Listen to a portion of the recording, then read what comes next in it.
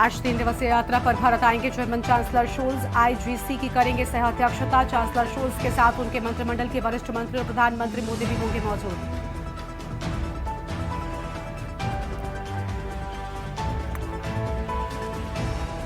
भाजपा का नया अध्यक्ष दक्षिण भारत से बनाने पर मंथन। अरविंद केजरीवाल महाराष्ट्र और झारखंड में करेंगे प्रचार।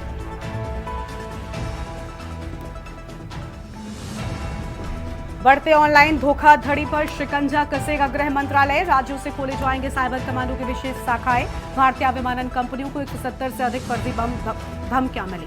जम्मू कश्मीर के बारामूला कोर्ट में ग्रेनेड ब्लास्ट, पुलिसकर्मी घायल, सबूत के तौर पर एविडेंस रूम में रखा था।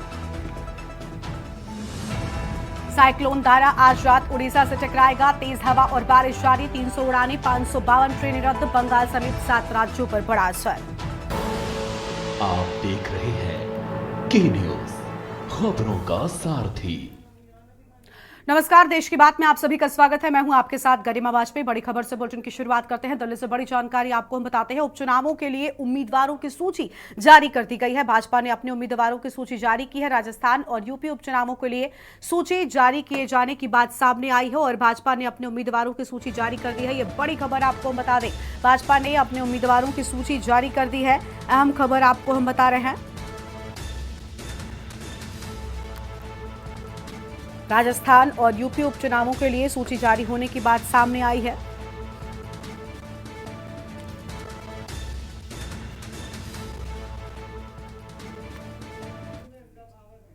और अब सीधा आपको दिल्ली लेकर चलते हैं। मंत्री सौरभ भारद्वाज क्या कुछ कह रहे हैं, सुन लेते हैं। और आज इन बस मार्शलों के दबाव में इनको वापस रखा जा रहा है। ये बहुत बहुत जो है खुशी की बात है। सर, उसमें ये दावा भी कर रहे हैं उस पत्र में कि 1 साल बीतने के बावजूद आप लोगों ने जो फॉर्मलाइज करने की सिविल डिफेंस वॉलंटियर्स को फॉर्मलाइज करने का जो पूरा प्रोसेस था वो फॉलो नहीं किया है और अभी 4 महीने के लिए एंगेज किया गया है, लेकिन वो अंडरलाइन कर रहे हैं कि आप लोगों ने साल भर के अंदर पॉलिसी नहीं बनाई।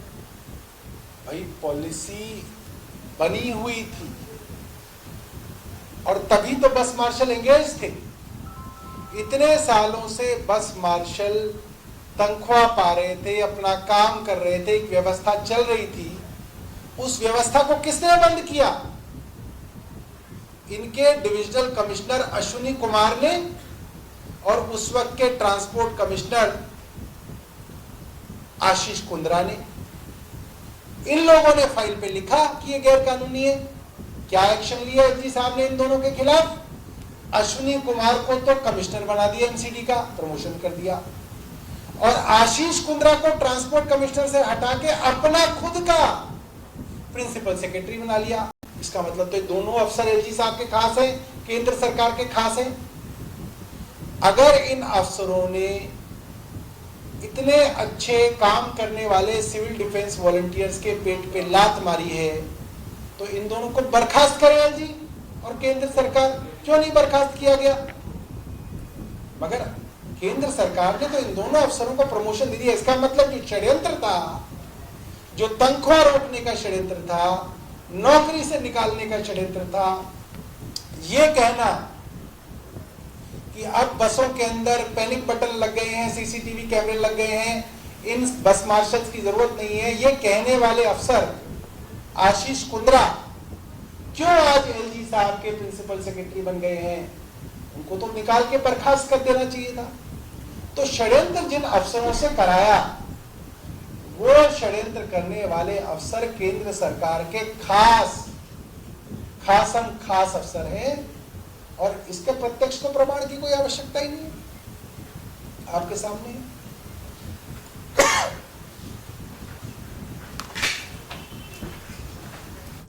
तो दिल्ली से सौरभ भारद्वाज को आप सुन रहे थे, जिनकी ओर से बड़ी बातें कही गई हैं। अब आगे बढ़ते हैं खबरों की ओर। दिल्ली से एक और बड़ी खबर आपको बताते हैं। खिलाड़ियों के लिए सम्मान समारोह का आयोजन किए जाने की बात सामने आई है। बड़ी जानकारी आपको बता दें, कौशल विकास एवं उद्यमशीलता मंत्रालय ने किया आयोजन। समारोह में मुख्य अतिथि रहे जयंत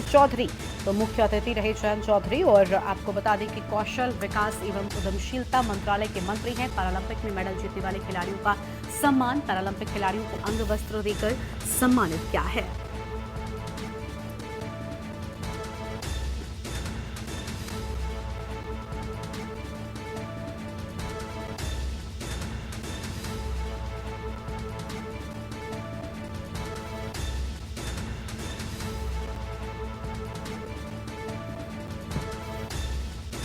बड़ी जानकारी आपको हम बता रहे हैं। दिल्ली से बड़ी खबर, खिलाड़ियों के लिए सम्मान समारोह का आयोजन किए जाने की बात सामने आई है। बड़ी जानकारी आपको हम बता दें, कौशल विकास एवं उद्यमशीलता मंत्रालय ने आयोजन किया। समारोह में मुख्य अतिथि रही जयंत चौधरी। बड़ी खबर आपको हम बता रहे हैं, कौशल विकास एवं उद्यमशीलता मंत्रालय के मंत्री हैं।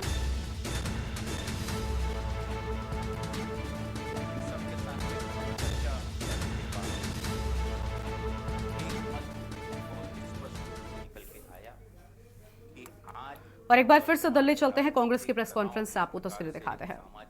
उत्तर प्रदेश में और पूरे देश में बढ़ रहा है और जिस उद्देश्य को लेकर इंडिया गठबंधन की निर्मित हुई, इंडिया गठबंधन बनाया गया और बहुत ही सफलतापूर्वक एकता का एक उदाहरण देते हुए उत्तर प्रदेश में और पूरे देश में लोकसभा चुनाव जो हमने लड़ा, उसी आधार पर आज प्रश्न अपने संगठन को या अपने पार्टी को बढ़ाने का नहीं है, बल्कि आज समय है हम सबको मिलकर इस संविधान को बचाने का, आपसी भाईचारा को मजबूत करने का और इन उद्देश्यों को लक्ष्य में रख उत्तर प्रदेश कांग्रेस कमेटी के सम्मानीय अध्यक्ष और वहां के सभी वरिष्ठ नेताओं के सुझाव अनुसार आदरणीय कांग्रेस अध्यक्ष से सहमति लेकर हमने निर्णय लिया है कि उत्तर प्रदेश में कांग्रेस पार्टी अपने उम्मीदवार नहीं उतारेगी एवं इंडिया गठबंधन के सभी उम्मीदवारों को एकजुटता के साथ, मजबूती के साथ उनकी विजय के लिए प्रयासरत रहेंगे। मैं आपको बतलाना चाहूंगा कि पिछले दिनों उत्तर प्रदेश कांग्रेस कमेटी के नेतृत्व में उत्तर प्रदेश की इन सभी 10 विधानसभाओं में बहुत ही सफलतापूर्वक संविधान बचाओ संकल्प सम्मेलनों का आयोजन किया, जहां पर हजारों की तादाद में वहां के कार्यकर्ता, वहां की जनता और वहां के बुद्धिजीवी वर्ग के लोग उपस्थित रहे। और इस सफलता के बाद एक चीज का एहसास हमें हुआ कि आज अगर भारतीय जनता पार्टी को या एनडीए को अगर हमने रोका तो आने वाले समय में यह संविधान, भाईचारा, आपसी सौहार्दता और भी कमजोर हो जाएगी।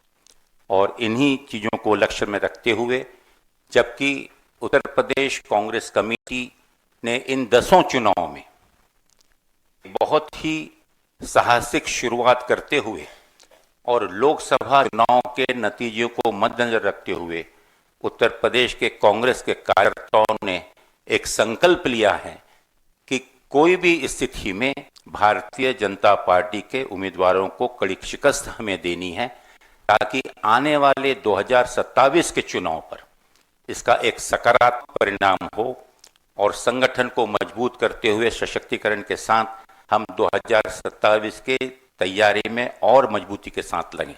तो मैं आज यहाँ पर जाहिर रूप से प्रदेश कांग्रेस कमेटी के अध्यक्ष और उनके अनुमोदन अनुसार आदरणीय कांग्रेस अध्यक्ष के इजाजत से इस चीज की घोषणा करता हूं कि उत्तर प्रदेश में इंडिया गठबंधन के सभी उम्मीदवारों को, इसमें समाजवादी पार्टी प्रमुख रूप से उनके उम्मीदवार होंगे, और हम एक एक कार्यकर्ता कंधे से कंधा मिलाकर इस चीज को आश्वस्त करेगा कि हर बूथ पर कार्यकर्ता पूरी ताकत के साथ कार्य करेंगे और जो भी उम्मीदवार दिया होगा उसे विजयी बनाने के लिए पूरा प्रयास करेंगे। बहुत बहुत धन्यवाद।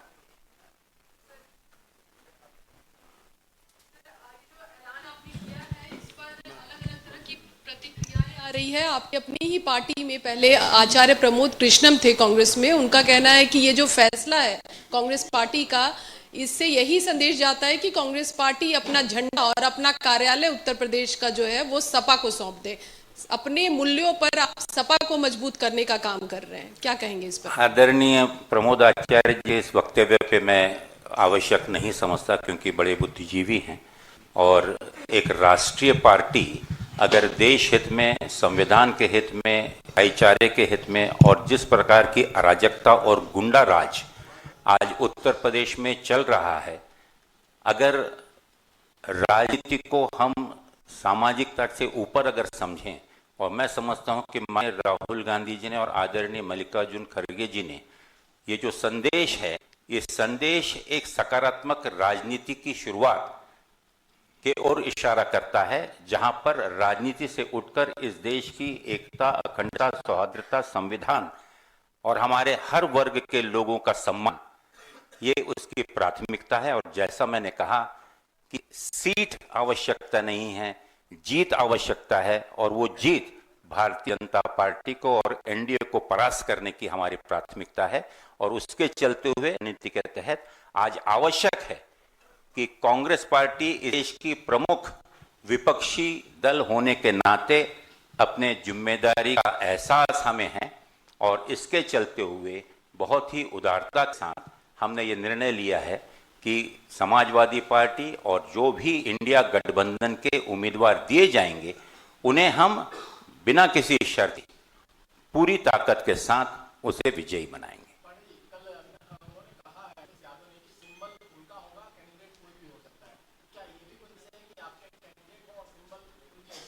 मैं बहुत स्पष्ट कर दूं, सिंबल भी समाजवादी पार्टी का ही होगा, और या घटल इंडिया गठबंधन के जो घटक दल अगर कोई होंगे उनका होगा, और उम्मीदवार भी उनके होंगे। ना ही कांग्रेस पार्टी का कोई उम्मीदवार होगा और ना ही कांग्रेस पार्टी किसी दूसरे सिंबल पे लड़ने जा रही है।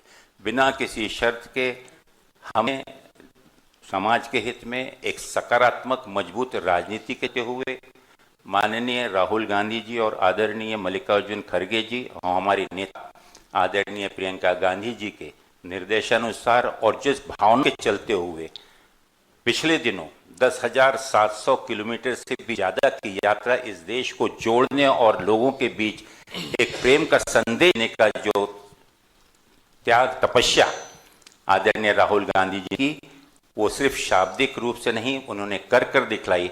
और आज इस निर्णय के साथ मैं गर्व के साथ कह सकता हूं कि आज कांग्रेस पार्टी देश के प्रति जो उसकी जिम्मेदारी है, एक प्रमुख। और आगे बढ़ते हैं खबरों की ओर। अगली बड़ी जानकारी आपको हम लखनऊ से बताते हैं। इस बीच लखनऊ से बड़ी खबर आपको हम बता दें। लखनऊ से बड़ी जानकारी आपको हम बता रहे हैं, मुख्यालय के अंदर वाहनों का प्रवेश वर्जित। बड़ी खबर आपको हम बता दें, लोक निर्माण विभाग में अफसरों का तुगलकी फरमान। अहम जानकारी आपको हम बता रहे हैं।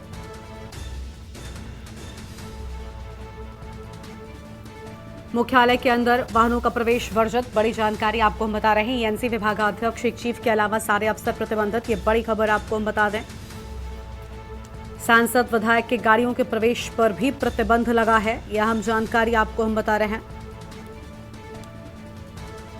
मुख्यालय के गेट पर बैरियर लगाया गया। अब माननीय भी मुख्यालय के अंदर पैदल प्रवेश करेंगे। लखनऊ से ये बड़ी जानकारी आपको हम बता रहे हैं।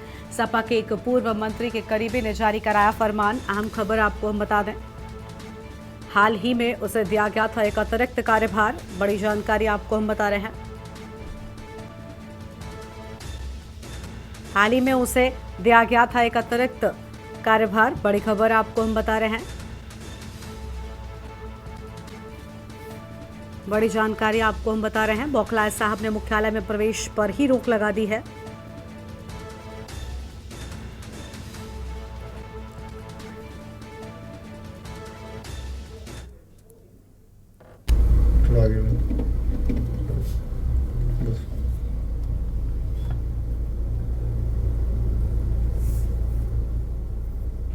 सांसद विधायक के गाड़ियों के प्रवेश पर भी लगा प्रतिबंध। अहम जानकारी आपको हम बता रहे हैं।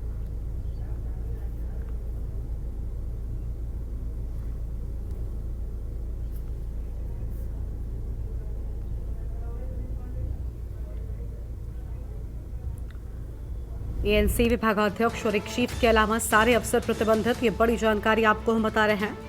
सांसद विधायक के गाड़ियों के प्रवेश पर भी प्रतिबंध लगा दिया गया। बड़ी खबर आपको हम बता रहे हैं। हाल ही में उसे दिया गया था एक अतिरिक्त कार्यभार। अहम खबर आपको हम बता दें, लखनऊ से बड़ी जानकारी, जहां मुख्यालय के अंदर वाहनों का प्रवेश प्रतिबंधित हुआ। बड़ी खबर लखनऊ से सामने आ रही है।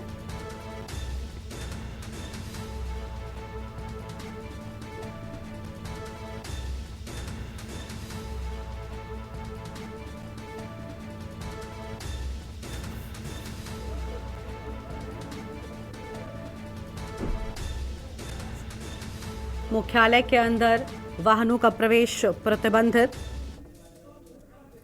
एएनसी विभागाध्यक्ष एक चीफ के अलावा सारे ही अफसरों को प्रतिबंधित किया गया। और इसी खबर पर बातचीत के लिए हमारे साथ हमारे संवाददाता संदीप मिश्रा जुड़ चुके हैं, उनका रुख कर लेते हैं। संदीप, लोक निर्माण विभाग में अफसरों का तुगलकी फरमान सामने आया है, सभी को प्रतिबंधित कर दिया गया है, फिलहाल पूरी जानकारी क्या है?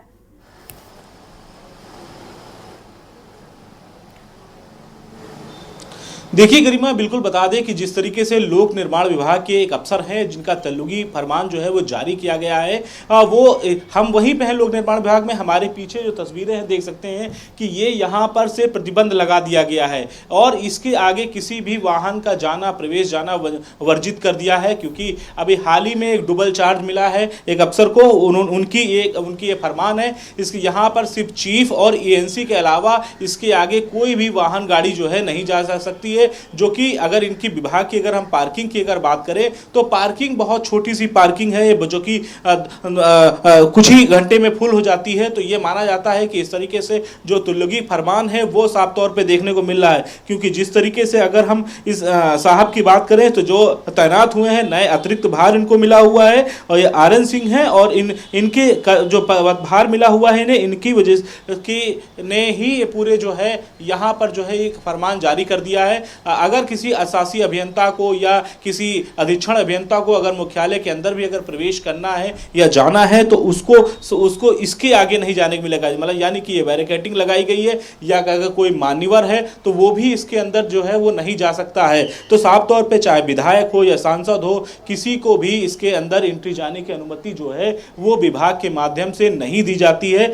और इसको लेकर के जिस तरीके से ये एक फरमान जारी किया गया है तो वो साफ तौर पे कहीं ना कहीं जो है विभाग की छवि को धूमिल करता है, क्योंकि हाल ही में यहाँ से जो मंत्री हुआ करते थे जितिन प्रसाद वो यहाँ से जो है हट चुके हैं और उनकी जगह पे पूरे इसका जो कार्यभार है वो मुख्यमंत्री योगी आदित्यनाथ के पास है। जब से मुख्यमंत्री योगी आदित्यनाथ के पास में ये कार्यभार आया है तब से यहाँ के अधिकारी जो हैं वो अपने मन की करने लगे हैं और शायद यही वजह है कि यहाँ पर जो है बैरिकेडिंग जो है वो लगा दिया गया है और बैरिकेडिंग लगा करके जो है यहाँ पर किसी भी गाड़ी को अंदर जो है अनुमति जाने की इजाजत नहीं दी जाती है। तो साफ तौर पे जिस तरीके से इस विभाग में, क्योंकि ये एक ऐसे विभाग होते हैं, चाहे ये पीडब्ल्यूडी विभाग हो, चाहे सिंचाई विभाग हो, चाहे हम कह लें बिजली विभाग हो या नगर निगम हो या नगर विकास विभाग हो, ये ऐसे विभाग होते हैं जहां पर पब्लिक से सीधे कनेक्शन होता है, यानी कि पब्लिक का सीधे आना जाना यहां पर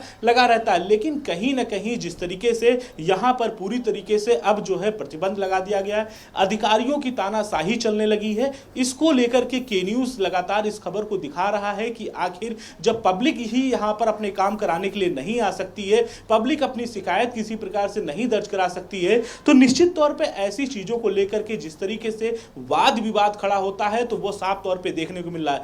अभी हाल ही में इनको जो है अतिरिक्त चार्ज मिला है और चार्ज मिलने के बाद ही जो है वो अपनी तानाशाही करते हुए नजर आ रहे हैं। साफ तौर पे कहते हैं कि जो गेट पे जो गार्ड रहते हैं वो भी साफ तो कहते हैं कि प्रमुख सचिव का आदेश है, लेकिन प्रमुख सचिव इस पूरे बात को इनकार करते हैं कि ऐसा कोई आदेश प्रमुख सचिव की तरफ से नहीं जारी किया गया है। जो कि एएनसी के पद पे तैनात हुए हैं उन्होंने एक अपना तुल्लगी फरमान जो है वो जारी कर दिया है। अब समझने वाली बात यह है कि जब पब्लिक ही इस विभाग में नहीं आ पाएगी अंदर या पब्लिक अपनी बातें नहीं रख पाएगी तो विभाग के कार्यों में कौन रुचि लेगा। महत्वपूर्ण भाग है कि जैसे सिंचाई विभाग की हम अगर बात करते हैं, सिंचाई विभाग में भी कोई भी अधिकारी, कोई भी कर्मचारी, कोई भी पब्लिक का कोई भी व्यक्ति अंदर से बाहर जा सकता है, अपनी शिकायतें दर्ज करा सकता है। दूसरी महत्वपूर्ण बात, चाहे हम नगर विकास की कर लें, नगर विकास का भी अगर अपनी कोई बात करनी है या कोई शिकायत करनी है तो वो भी वहां पर जा सकता है, आ सकता है, किसी भी अधिकारी से मुलाकात कर सकता है। इसके साथ हम बिजली विभाग की बात कर लेते हैं, जो बड़ा विभाग है, वहां पर भी अधिकारी से मिलने मिलाने के लिए लोग जो है आते जाते रहते हैं। लेकिन महत्वपूर्ण बात यह है कि इस तरीके के फरमान जारी करना और गाड़ियों को अंदर ना जाने देना, कोई अगर विधायक मान्यवर भी अगर कोई आता है तो उसको भी यही बैरिकेडिंग से रोक दिया जाता है। बिल्कुल, देखिए संदीप बिल्कुल ठीक कहना है कि देखिए आम जनता के प्रवेश पर तो रोक लगी ही लगी है, इसके साथ ही साथ सांसदों और विधायकों के प्रवेश पर भी रोक लग गई है। लेकिन सबसे बड़ी जो बात, सबसे बड़ा जो पेश निकल कर आ रहा है वो ये कि एक तरफ बैरिकेडिंग पर जो बैठे लोग हैं वो कह रहे हैं कि प्रमुख सचिव की ओर से आदेश है, जबकि प्रमुख सचिव पूरे मामले से अज्ञात है। तो ऐसे में ये क्या आखिर मिलीभगत है, किसका ये फरमान है, और क्या लग रहा है अब जब इस खबर को प्रमुखता से उठाया जा रहा है इस पर कोई एक्शन हो सकता है? क्योंकि अगर जनता वहां तक पहुंच ही नहीं पाएगी तो अपनी शिकायतें भला कैसे दर्ज कराएगी, एक बड़ा सवाल है।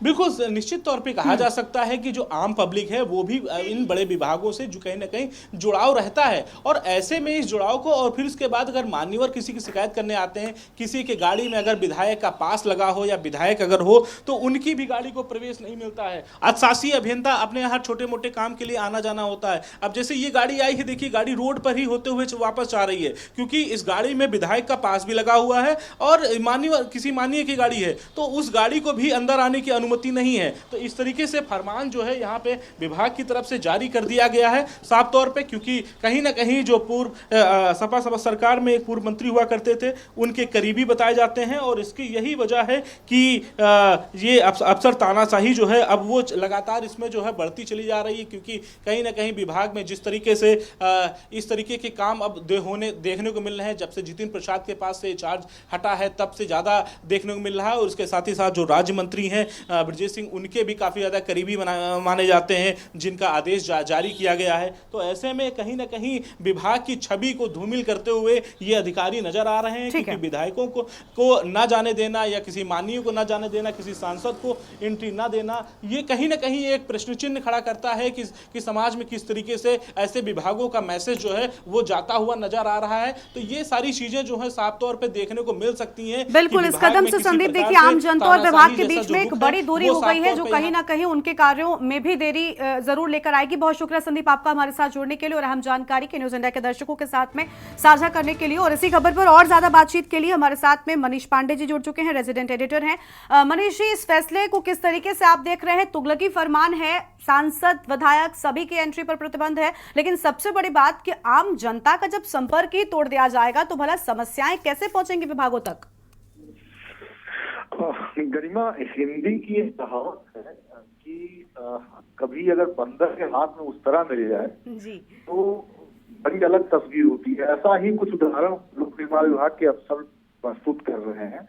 देखिए, उत्तर प्रदेश में जो लोक निर्माण विभाग है सबसे पुराना विभाग है। मुझे लगता है कि आजादी के पहले से ये विभाग था, और आज भी अगर लोक निर्माण मुख्यालय में अगर आप जाएंगे तो उत्तर प्रदेश सरकार का पहला ऐसा विभाग है कि जहाँ तमाम अंग्रेज अफसरों की तस्वीरें मुख्यालय के विभागाध्यक्ष के कमरे में लगी हुई हैं। आजादी के पहले से लेके आजादी के बाद तक, यानी 76 साल बीतने के बाद तक, आज तक ऐसा कोई नियम लागू नहीं किया गया था कि वहां मुख्यालय के अंदर जो है वाहनों का प्रवेश प्रतिबंधित कर दिया जाए या किसी को जाने ना दिया जाए। देखिए, कहानी शुरू होती है आज के 3-4 महीने पहले यहाँ पे एक साहब है जो पूर्ववर्ती समाजवादी पार्टी सरकार के बड़े करीबी, एक मंत्री के करीब बताए जाते हैं, उनके करीबी रहे हैं, और वर्तमान जो सरकार है उसमें अब उन्होंने राज्य मंत्री को अपने मतलब ले लिया, राज्य मंत्री को के ऊपर हावी हो गए हैं, तो उसके करीबी बताए जाते हैं। तो कुछ दिनों पहले उनका प्रमोशन हुआ, और प्रमोशन होने के बाद, चूंकि प्रमोशन होने के पहले वो इसी विभाग में वहाँ उसी सेक्शन में, उसी डिवीजन में ऐसी हुआ करते थे, फिर उन्हें कहीं और भेज दिया गया। और उनका इतिहास भी बड़ा अच्छा खासा है कि आज नौकरी की जो आज तक जो जितनी भी नौकरी की है उन्होंने मुख्यालय पे ही कर डाली, और जो 7 साल का जो शासनादेश है कि 7 साल से अधिक मुख्यालय पर या किसी मंडल पर नहीं रहना चाहिए, वो सारी चीजें उनके आगे बेईमानी है। तो उनका अंदाजा लगाइए कि वो किस रसूख और किस स्तर के अफसर होंगे। उनका ये तुगलकी फरमान है, और उनका ये कहना है कि मुख्यालय के अंदर कोई भी गाड़ी नहीं आएगी। अगर आप पीडब्ल्यूडी मुख्यालय में जाएंगे तो सिर्फ उनकी इकलौती गाड़ी खड़ी मिलेगी, क्योंकि उनके पास मुख्यालय 2 का चार्ज है। अब उनके इस फरमान के बाद पहले तो शुरू हुई जब उनको मुख्यालय 2 का चार्ज दिया जा रहा था, तो एक खबर मीडिया में लीक हुई, पत्रकारों ने और अधिकारियों ने विरोध करना शुरू कर दिया, क्योंकि जब उस सेक्शन में वो ऐसी हुआ करते थे तो पूरा सेक्शन करा गया था, और इतना मतलब जम के लूटपाट हुई थी कि आज भी वहां के लोग कहानी बताते हैं उनकी। तो उनको एडिशनल चार्ज वहां पर एज ए चीफ का दे दिया गया है।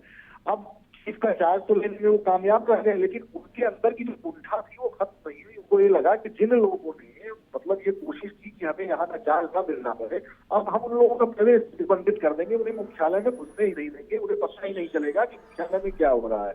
तो ऐसी कुछ धारणा के साथ उन्होंने ये अपना फरमान जारी किया।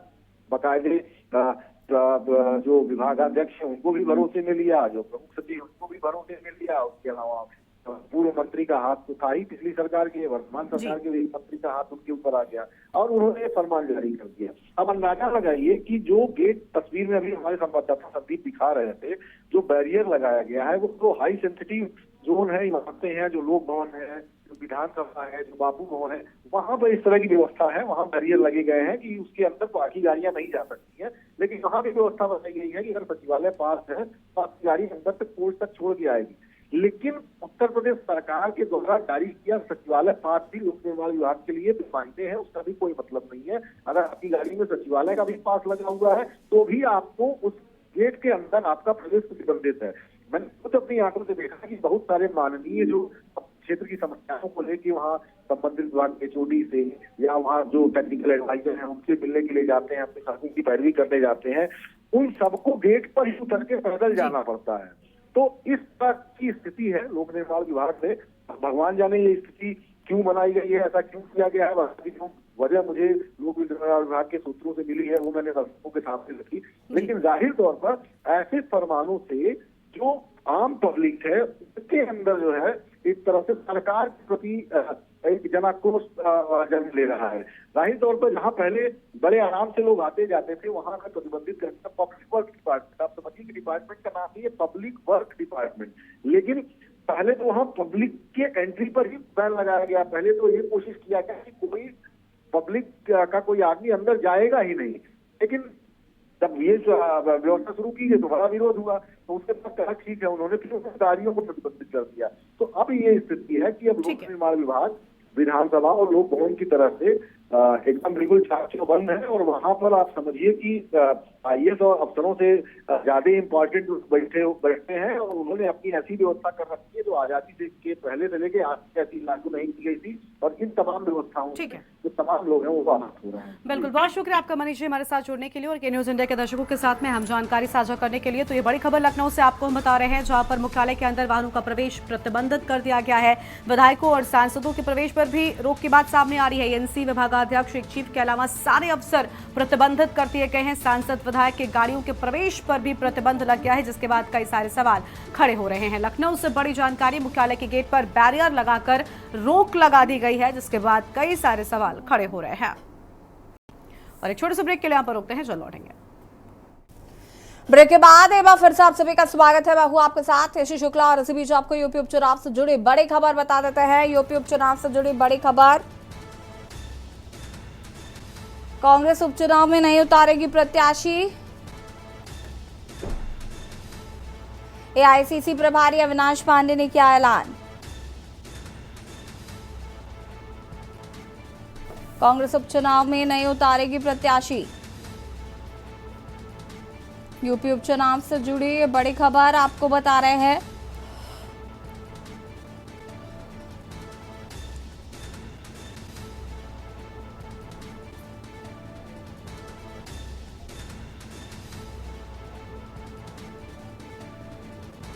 कांग्रेस उपचुनाव में नहीं उतारेगी प्रत्याशी।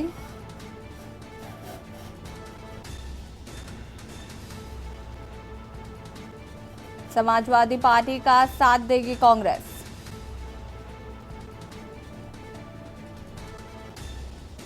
AICC प्रभारी अविनाश पांडे ने किया ऐलान।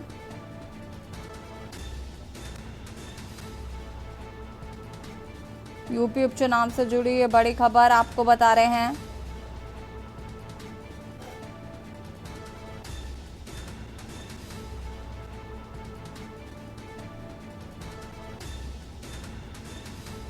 यूपी उपचुनाव में अपने प्रत्याशी नहीं उतारेगी कांग्रेस। अभी तक आपको बता दें कि ऐसी जानकारी निकलकर सामने आ रही थी, हालांकि अब ऑफिशियल स्टेटमेंट जो है वो दिया गया है कांग्रेस उपचुनाव में नहीं उतारेगी प्रत्याशी। उपचुनाव पर कांग्रेस ने अपनी ऑफिशियल घोषणा कर दी है। समाजवादी पार्टी का साथ देगी कांग्रेस।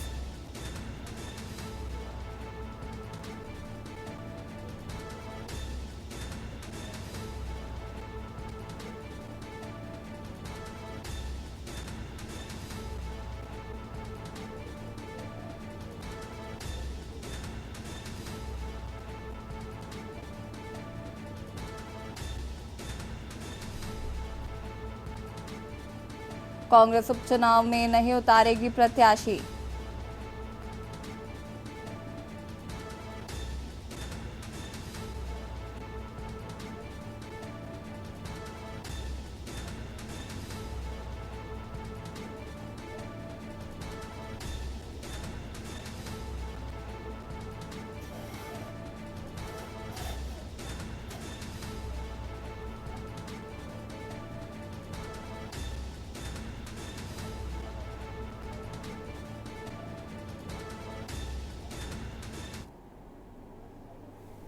एक मत बहुत स्पष्ट रूप से निकल के आया कि आज वर्तमान राजनीतिक तनाव जिस प्रकार से सामाजिक तनाव उत्तर प्रदेश में और पूरे देश में बढ़ रहा है और जिस उद्देश्य को लेकर इंडिया गठबंधन की निर्मित हुई, इंडिया गठबंधन बनाया गया और बहुत ही सफलतापूर्वक एकता का एक उदाहरण देते हुए उत्तर प्रदेश में और पूरे देश में लोकसभा चुनाव जो हमने लड़ा, उसी आधार पर आज प्रश्न अपने संगठन को या अपने पार्टी को बढ़ाने का नहीं है, बल्कि आज समय है हम सबको मिलकर इस संविधान को बचाने का, आपसी भाईचारे को, सौहार्दता को मजबूत करने का और इन उद्देश्यों को लक्ष्य में रखते हुए उत्तर प्रदेश कांग्रेस कमेटी के सम्माननीय अध्यक्ष और वहां के सभी वरिष्ठ नेताओं के सुझाव अनुसार आदरणीय कांग्रेस अध्यक्ष से सहमति लेकर हमने निर्णय लिया है कि उत्तर प्रदेश में कांग्रेस पार्टी अपने उम्मीदवार नहीं उतारेगी।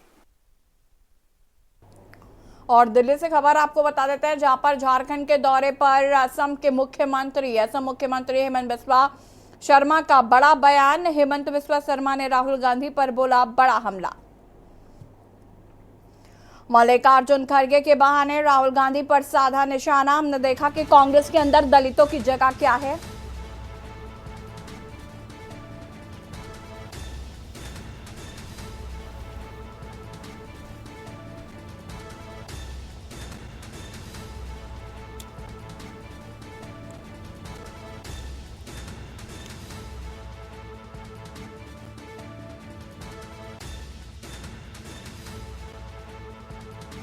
कि कांग्रेस दलितों को समानता देती है।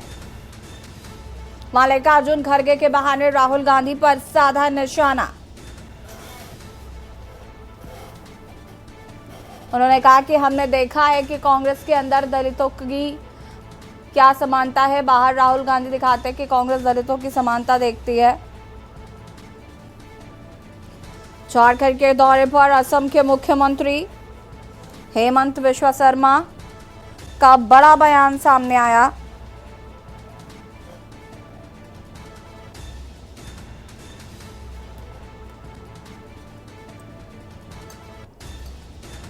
मल्लिकार्जुन खड़गे के बहाने राहुल गांधी पर साधा निशाना।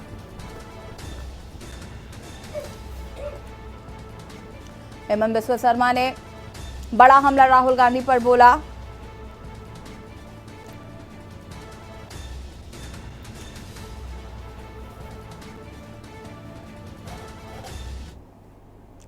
दिल्ली में कौशल विकास एवं उद्यमशीलता मंत्रालय के पैरा ओलंपिक में मेडल जीतने वाले खिलाड़ियों के सम्मान समारोह का आयोजन किया गया। इसमें मुख्य अतिथि के रूप में भारत सरकार के कौशल विकास एवं उद्यमशीलता मंत्रालय के मंत्री जयंत चौधरी शामिल हुए। मंत्री जयंत चौधरी ने पैरा ओलंपिक में मेडल जीतने वाले खिलाड़ियों को अंग वस्त्र देकर सम्मानित किया।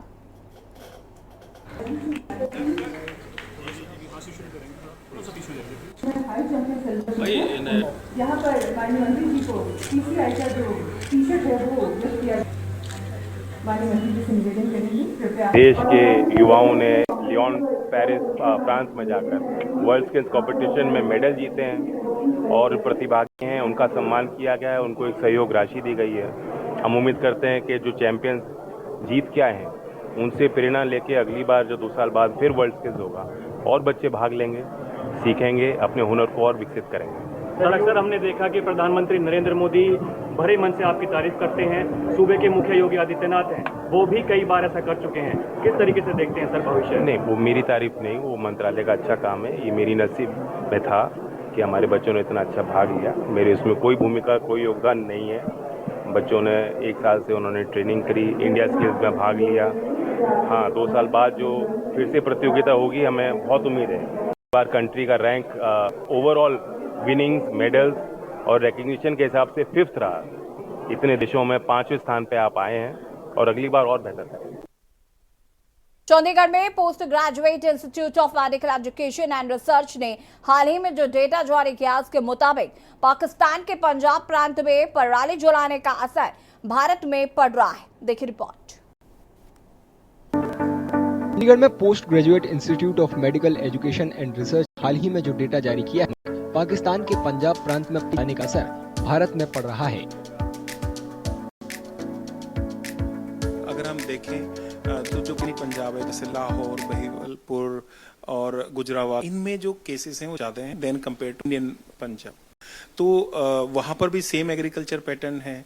वहाँ पर भी जो राइस है वो हार्वेस्ट करने के बाद जो क्रॉप रेजिड्यूज को बर्न किया जा रहा है, और जो प्रिवेलिंग विंड डायरेक्शन है वो ऐड करती हैं टुवर्ड्स इंडिया एक्चुअली। तो वहाँ पर जो पोल्यूशन वो इंडिया में भी कंट्रीब्यूट कर सकता है। डेटा रिपोर्ट से पता चलता है कि हवा से पाकिस्तान में जलाई गई पराली का धुआं भारत में आता है। पंजाब और हरियाणा होते हुए ये धुआं दिल्ली में आता है, जिससे दिल्ली में हवा खराब होती है। जो पाकिस्तानी है that will add to Punjab and Delhi also. तो इसको हम ट्रांसबाउंडरी एयर मूवमेंट के थ्रू स्टडी करते हैं कि प्रिवेलिंग विंड डायरेक्शन कितनी है, प्लूम बिहेव कैसा है, मेट्रोलॉजिकल कंडीशन कैसी हैं, एंड उसके बेसिस पे how much it can contribute. So depending on the fire count and meteorology, basically prevailing wind direction, it can contribute to any cities और location up to 5 to you can say 30%. Data report से भी पता चलता है कि हरियाणा और पंजाब में पिछले साल की तुलना में पराली जलाने की घटनाओं में गिरावट आई है। देखिए, सबसे पहली चीज अगर हम देखें तो लगभग हरियाणा जो है वो 10 to 15% कंट्रीब्यूट करता है टोटल फायर काउंट में, और पंजाब 85 to 90% कंट्रीब्यूट करता है। अब बात करें गिरावट की, तो गिरावट जो हरियाणा में है वो लगभग 25% है, और जो पंजाब है उसमें 40% है। और ये जो अक्टूबर का लास्ट वीक चल रहा है ये पीक पीरियड होता है, और नवंबर का फर्स्ट वीक। तो ये देखना होगा कि अभी जो आने वाले दिन हैं उनमें कितनी गिरावट होती है। तो लगभग अगर हम ट्रेंड को देखेंगे तो 50% जो गिरावट देखने की संभावना है। दिल्ली के भी एक संगठन ने दावा किया था कि पिछले साल से हरियाणा और पंजाब में पराली जलाने की घटनाओं में कमी आई है, जिससे दिल्ली की वायु गुणवत्ता में सुधार करने में मदद मिल सकती है। क्लाइमेट ट्रेंड से पता चलता है कि हरियाणा में पराली जलाने के मामले 2019 में 14,000 से घटकर 2023 में 8,000 से कम रह गए हैं। पंजाब में पराली जलाने के मामले 2020 में लगभग 95,000 तक पहुंच गए थे, लेकिन 2023 में घटकर 53,000 से कम रह गए। अक्टूबर और नवंबर के महीने में दिल्ली में हवा की गुणवत्ता बेहद खराब हो जाती है। इसका सबसे बड़ा जिम्मेदार हरियाणा और पंजाब में पराली जलाने को माना जाता है। हालांकि चंडीगढ़ पीजीआई की रिपोर्ट कुछ और ही बयां कर रही है। दिल्ली में बढ़ते प्रदूषण के स्तर की वजह से एक निजी स्कूल ने बड़ा फैसला लिया है। बुधवार को पूर्वी दिल्ली के मयूर विहार इलाके में विद्या बाल भवन सीनियर सेकेंडरी स्कूल ने छात्रों को वायु प्रदूषण से बचवाने के लिए मास्क बांटे। देखिए रिपोर्ट।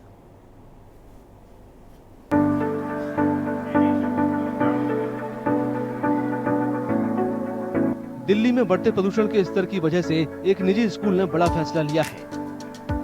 बुधवार को पूर्वी दिल्ली के मयूर विहार इलाके के विद्या बाल भवन सीनियर सेकेंडरी स्कूल ने छात्रों को वायु प्रदूषण से बचाने के लिए मास्क बांटे।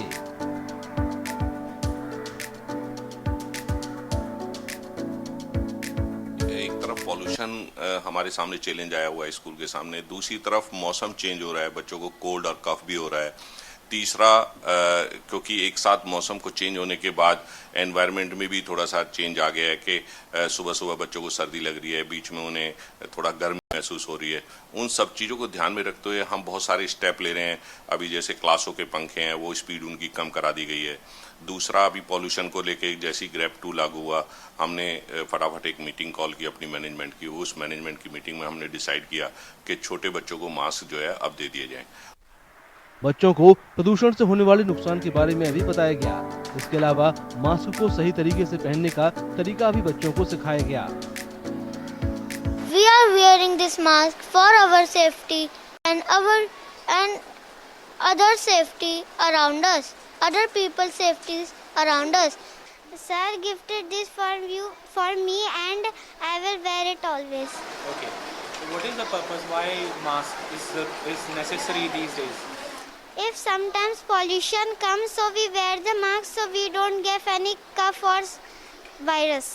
The principal sir is giving me the mask, and the purpose is because the Diwali is coming and the children's crackers and the pollution was increasing around. I am wearing mask because the pollution is coming and Diwali makes so many pollution. People blast crackers that makes pollution. बच्चों ने पटाखे न जलाने और कूड़े कचरे को सही तरीके से निपटाने की शपथ भी ली।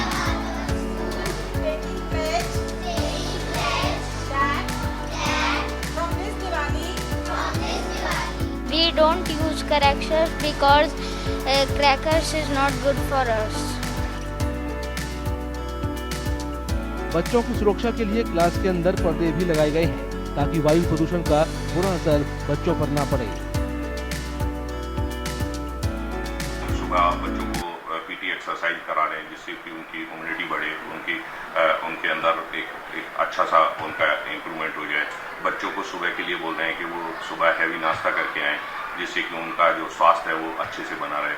अगर बच्चों को स्कूल में किसी तरह की परेशानी है तो मेडिकल रूम हमने अपग्रेड कर दिए हैं, जहां हमने 4 बेड लगा दिए हैं अभी के जो भी बच्चे इफेक्टेड हैं, क्योंकि हमें कुछ बच्चे अस्थमेटिक होते हैं, कुछ बच्चे और दूसरी उनसे बीमारियों से होते हैं, तो उसके लिए भी हमने अपनी जो मेडिकल टीम है उसको एकदम चुस्त कर दिया है कि वो हर बच्चे पर नजर रखे।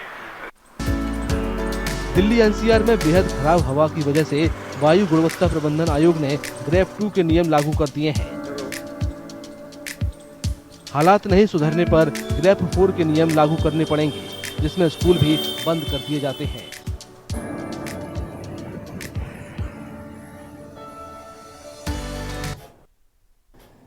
कांग्रेस महासचिव प्रियंका गांधी ने वायनाड लोकसभा चुनाव के लिए पर्चा भरने के बाद चुनावी अभियान की शुरुआत की। जब प्रियंका गांधी पर्चा भर रही थी तब सोनिया गांधी, राहुल गांधी, कांग्रेस अध्यक्ष मल्लिकार्जुन खड़गे और एआईसीसी महासचिव केसी वेणुगोपाल भी वहां मौजूद रहे। देखिए report.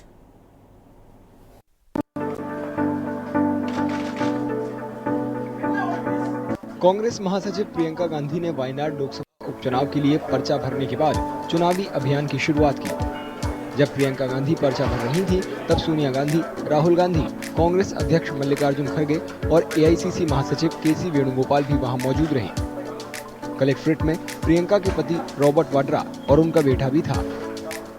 I'm very happy. It's an honor for me to be a candidate of the UDF, and if the people of Wayanad elect me, it will be a great privilege for me to represent them. Thank you. इससे पहले प्रियंका गांधी का वायनाड के कलपेट्टा में हजारों लोगों ने जोरदार स्वागत किया, जहां उन्होंने राहुल गांधी, सोनिया गांधी, पति रॉबर्ट वाड्रा और बेटे के साथ रोड शो किया। शक्ति प्रदर्शन में कांग्रेस अध्यक्ष मल्लिकार्जुन खड़गे और कांग्रेस शासित राज्यों के सीएम मौजूद रहे। यूडीएफ के कार्यकर्ता और बड़े नेता भी प्रियंका गांधी के समर्थन में खड़े नजर आए।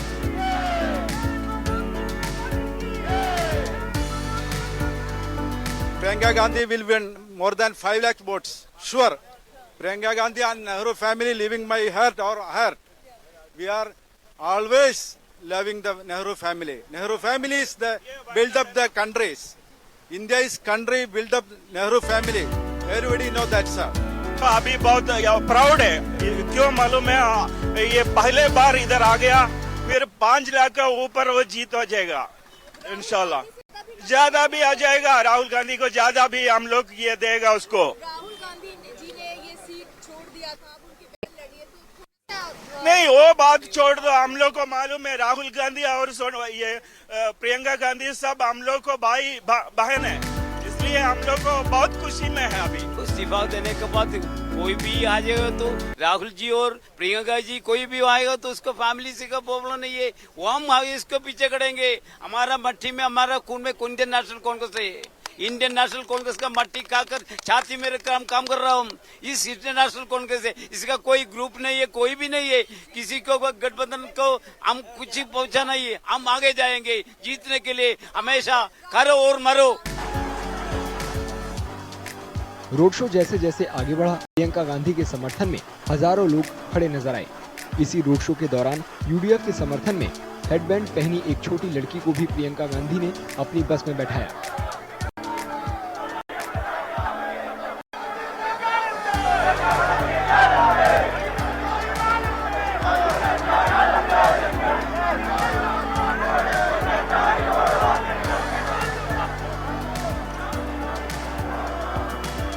रोड शो के बाद राहुल और प्रियंका गांधी ने एक सभा को संबोधित भी किया।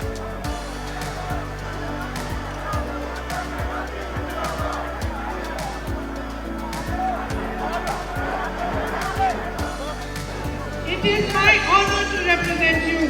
If you give me a chance. നിങ്ങൾ എനിക്കൊരു അവസരം നൽകിയാൽ നിങ്ങളെ പ്രതിനിധാനം ചെയ്യുക എന്ന് പറയുന്നത് എനിക്ക് കിട്ടുന്ന ഒരു ആദരവായി കണക്കാക്കും. He has explained to me the large issues that you are facing, whether it is the issue of the medical college or the issue of the night traffic ban, all the issues that you are facing due to the conflict with the wildlife and the animals. My farmer sisters and brothers, my tribal sisters and brothers, my brother has explained to me the things that you face and your struggles. But I want to come to your houses, to your areas. I want to come and understand straight from you also what issues you face and how we can together help to resolve them and how we can tackle them. I'd like to remind you, in case you forget,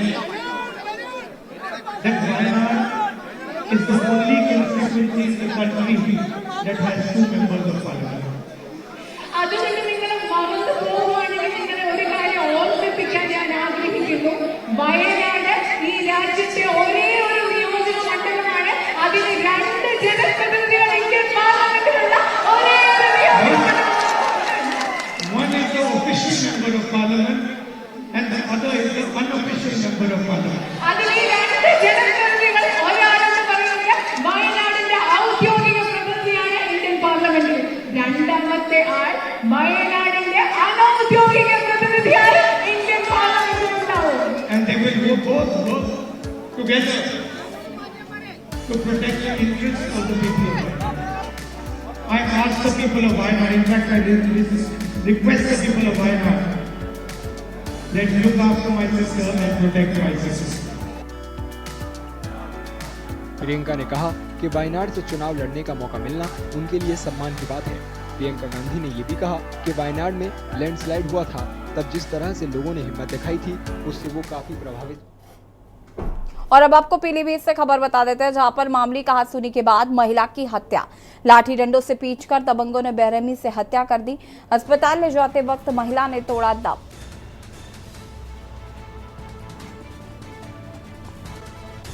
महिला की मौत से कस्बे में फैली दहशत। पूरनपुर में एक दिन में हत्या गोलीकांड की वारदात। दोनों घटनाओं के आरोपी पुलिस की गिरफ्त से दूर हैं। पूरनपुर कोतवाली के हबीबगंज कोठिया का यह पूरा मामला बताया जा रहा है।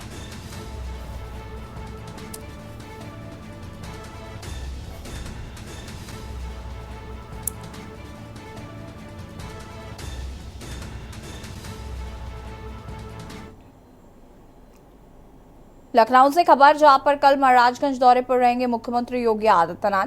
सुबह 11:30 बजे चौक पहुंचेंगे सीएम योगी। कई कार्यक्रमों में शामिल होंगे मुख्यमंत्री योगी आदित्यनाथ। मेडिकल कॉलेज और स्टेडियम का करेंगे उद्घाटन। 200 करोड़ की लागत से बनाया गया है मेडिकल कॉलेज। करीब 9 करोड़ की लागत से बने स्टेडियम का उद्घाटन करेंगे। जिलाधिकारी के नेतृत्व में प्रशासन कर रहा है तैयारियां।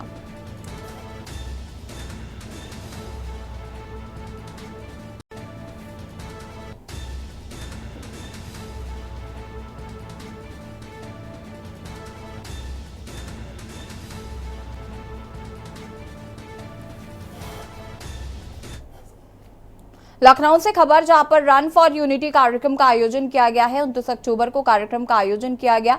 5 कालिदास मार्ग से केडी सिंह बाबू स्टेडियम तक आयोजन। दौड़ में स्कूली छात्र छात्राएं और खिलाड़ी हिस्सा लेंगे। 5 कालिदास मार्ग से रैली को फ्लैग ऑफ करेंगे सीएम योगी। बता दें कि डीएम द्वारा नगर निगम को साफ सफाई करने के निर्देश जारी किए गए हैं। डायवर्जन और पार्किंग की व्यवस्था की गई है। ट्रैफिक पुलिस की व्यवस्था सुनिश्चित करने के निर्देश। दौड़ शुरू होने और समाप्त के स्थल पर एक एम्बुलेंस की व्यवस्था की गई है।